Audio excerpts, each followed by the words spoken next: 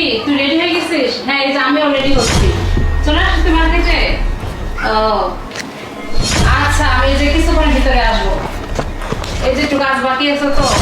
আর একটা কথা, আমি না কিছুদিন যাবত শুধু দেখতেছি আমার বাসায় বিভিন্ন জায়গায় টাকা পয়সা রাখি, কারণ তোর ভাই তো অনেক ভালো একটা ব্যবসা করো, টাকা পয়সার অভাব নাই। কোথায় কোথায় রাখে, প্রায় দেখি টাকা পয়সা থাকতেছে না, চুরি হয়ে যেতেছে না, কি আমি তো কিছুই বুঝতে পারতেছি না।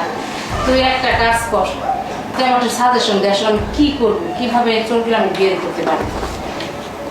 ও আচ্ছা, সমস্যা নেই। আচ্ছা আচ্ছা আচ্ছা, তুই ওয়েট কর, আমি আসতেছি। ঠিক অপোজিট কাজ শেষ করুক, তারপরে আসতেছি। আচ্ছা ম্যাডাম, সব কাজ শেষ, তাহলে আমি চলে গেলাম। ও চলে যাচ্ছিস? হ্যাঁ, চলে যাচ্ছি। তাড়াতাড়ি কাজ। কি? বই নিতেছিস কেন? আমার ছেলেটার না কয়েকদিন ধরে খাতা শেষ হয়ে গেছে।